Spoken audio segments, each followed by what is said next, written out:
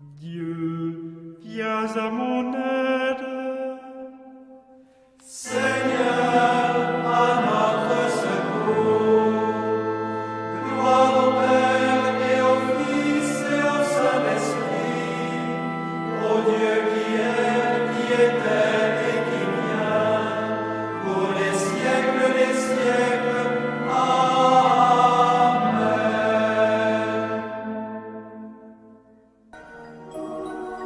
L'ange du Seigneur apporta l'annonce à Marie.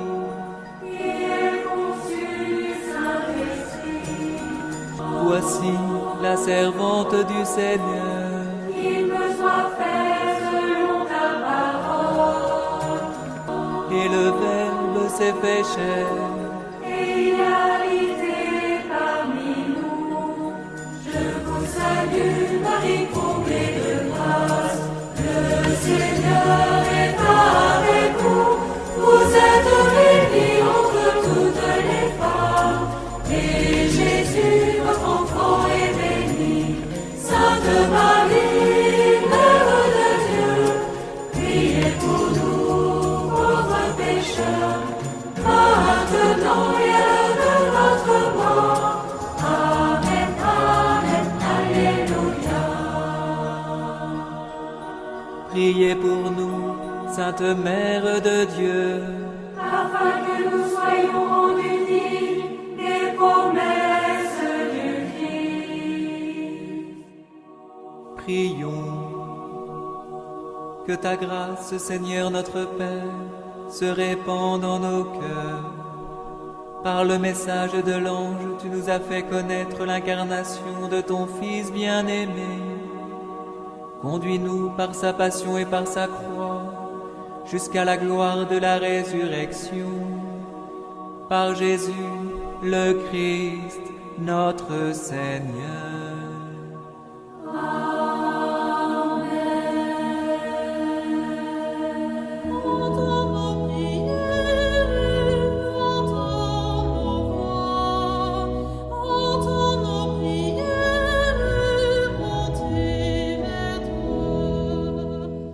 Seigneur, dans le silence de ce jour naissant, je viens te demander la paix, la sagesse, la force. Je veux regarder aujourd'hui le monde avec des yeux tout remplis d'amour, être patient, compréhensif, doux et sage, voir au-delà des apparences tes enfants, comme tu les vois toi-même, et ainsi ne voir que le bien en chacun. Ferme mes oreilles à toute calomnie. Garde ma langue de toute malveillance.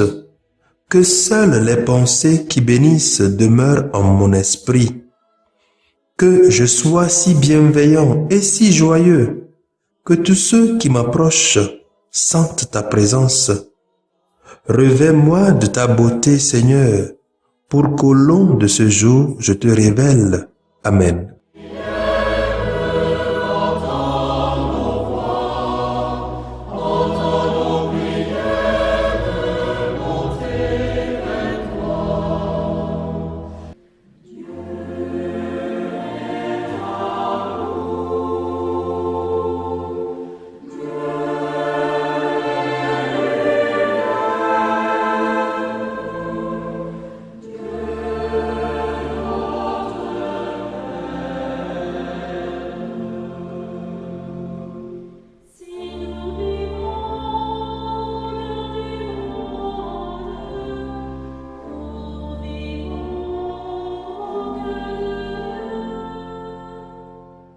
Écoutons les lectures de ce mardi 3 août 2021, lues par Sophie Catania de la Congrégation des Sœurs missionnaires de Notre-Dame des Apôtres et le diacre Achille Alaglo de la Société des Missions africaines, commenté par le Père Yves Chogli de la Société des Missions africaines.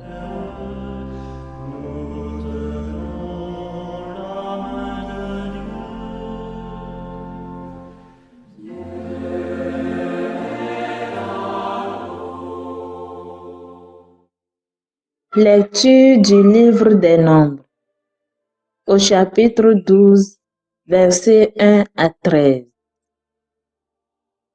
En ces jours-là, parce que Moïse avait épousé une femme éthiopienne, sa sœur Myriam et son frère Aaron se mirent à le critiquer.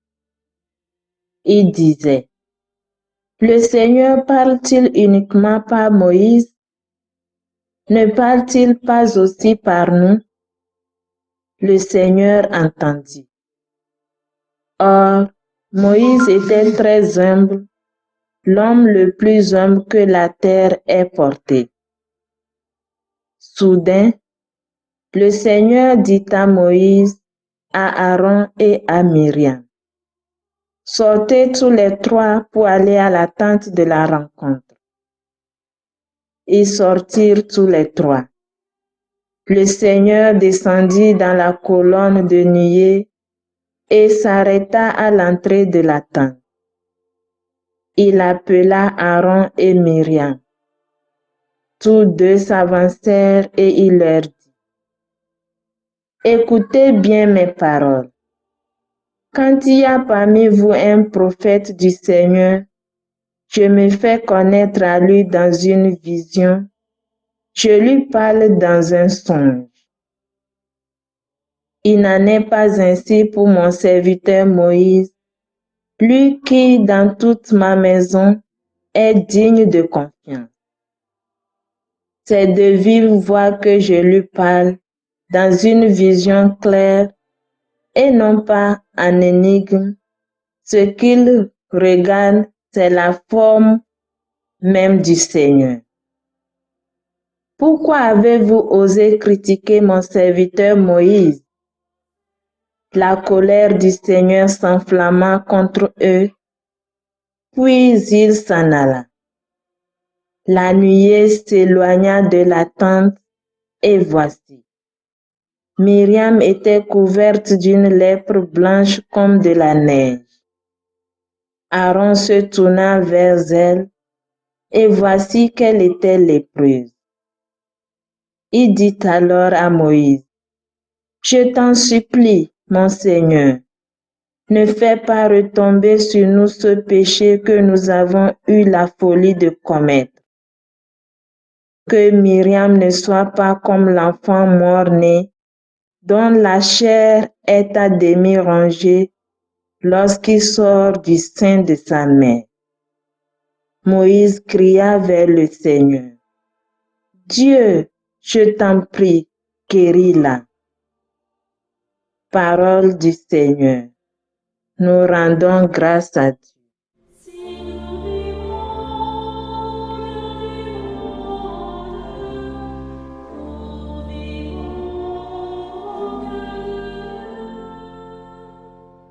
Psaume 50. Pitié Seigneur, car nous avons péché. Pitié pour moi, mon Dieu, dans ton amour. Selon ta grande miséricorde, efface mon péché. Lave-moi tout entier de ma faute, purifie-moi de mon offense. Pitié Seigneur, car nous avons péché. Oui, je connais mon péché. Ma faute est toujours devant moi. Contre toi et toi seul j'ai péché. Ce qui est mal à tes yeux, je l'ai fait. Pitié Seigneur, car nous avons péché. Crée en moi un cœur pur, ô mon Dieu. Renouvelle et raffermis au fond de moi mon esprit. Ne me chasse pas loin de ta face. Ne me reprends pas ton Esprit Saint. Pitié Seigneur, car nous avons péché.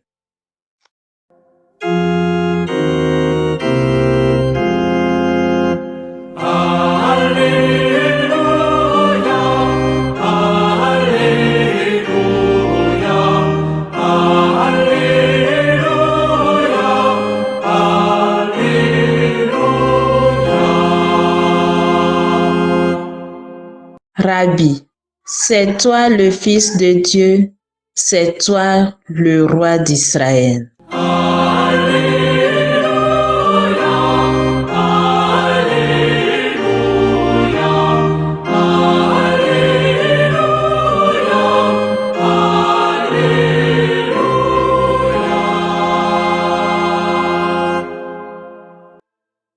Le Seigneur soit avec vous et avec votre esprit. Évangile de Jésus-Christ selon saint Matthieu. Gloire à toi, Seigneur. Saint Matthieu, au chapitre 14, versets 22 à 36. Jésus avait nourri la foule dans le désert. Aussitôt, il obligea les disciples à monter dans la barque et à le précéder sur l'autre rive pendant qu'il renverrait les foules. Quand il les eut renvoyés, il gravit la montagne à l'écart pour prier. Le soir venu, il était là seul. La barque était déjà à une bonne distance de la terre. Elle était battue par les vagues, car le vent était contraire. Vers la fin de la nuit, Jésus vint vers eux en marchant sur la mer. En le voyant marcher sur la mer, les disciples furent bouleversés. Ils dirent, « C'est un fantôme ». Pris de peur, il se mit à crier. Mais aussitôt Jésus leur parla. « Confiance, c'est moi. N'ayez plus peur. » Pierre prit alors la parole. « Seigneur, si c'est bien toi, ordonne-moi de venir vers toi sur les eaux. » Jésus lui dit, « Viens. » Pierre descendit de la barque et marcha sur les eaux pour aller vers Jésus. Mais voyant la force du vent, il eut peur et comme il commençait à enfoncer, il cria, « Seigneur, sauve-moi !» Aussitôt, Jésus étendit la main, le saisit et lui dit, « Homme de peu de foi, pourquoi as-tu douté? » Et quand il fut monté dans la barque, le vent tomba. Alors ceux qui étaient dans la barque se prosternèrent devant lui et lui dirent, « Vraiment, tu es le Fils de Dieu. » Après la traversée, ils abordèrent à Génézareth. Les gens de cet endroit reconnurent Jésus. Ils firent avertir toute la région, et on lui amena tous les malades. Ils le suppliaient de les laisser seulement toucher la frange de son manteau. Et tous ceux qui le faisaient furent sauvés. Acclamons la parole de Dieu. Louange à toi, Seigneur Jésus.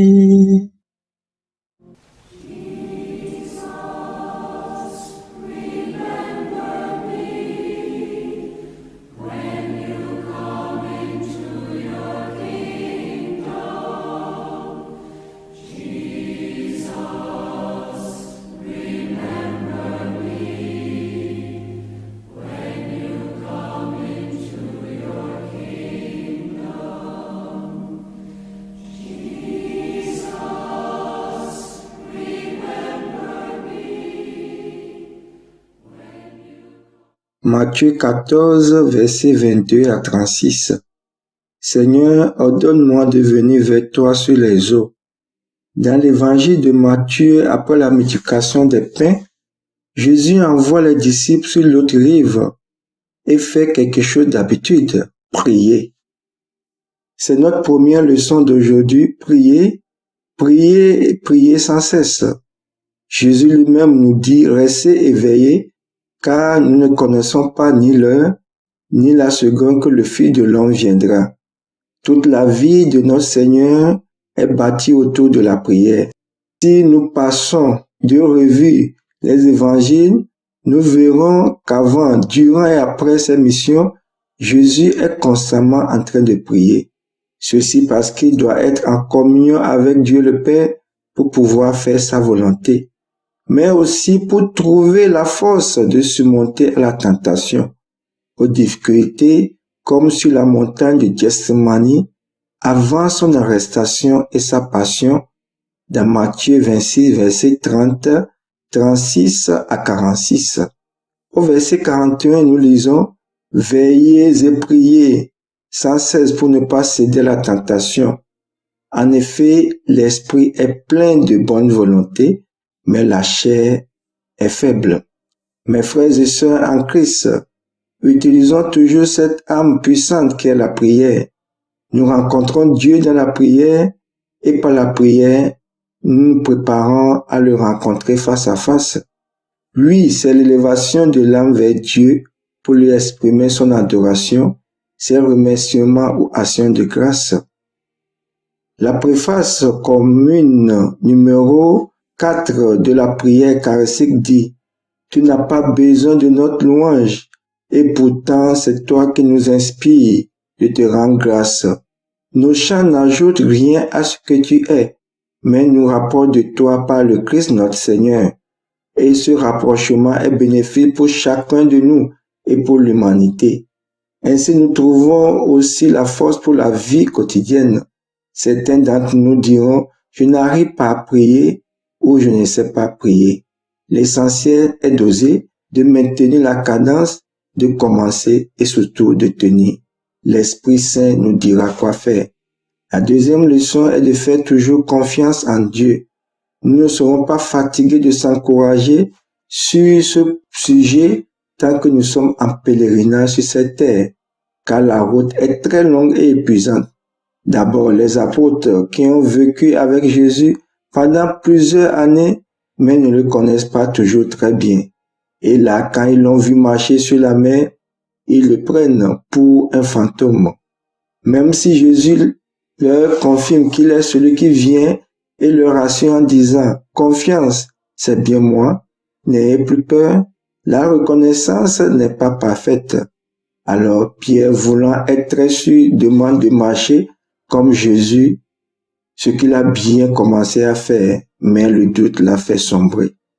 Il est facile de comparer cet épisode à la vie de tous les jours, avec ses tentations, ses échecs, ses joies, ses réussites. La vie quotidienne est remplie de moments dont le poids est varié.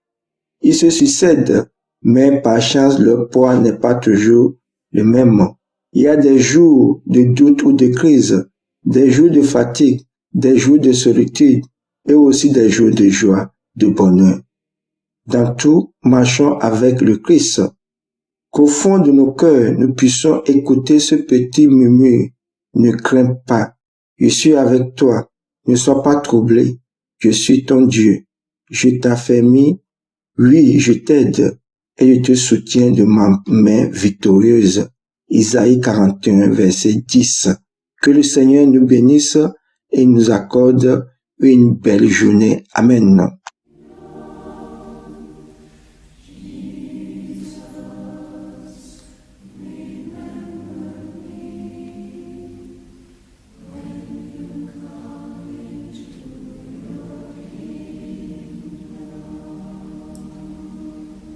Le Seigneur soit avec vous. Et avec votre esprit. Que Dieu Tout-Puissant vous bénisse, le Père, le Fils et le Saint-Esprit.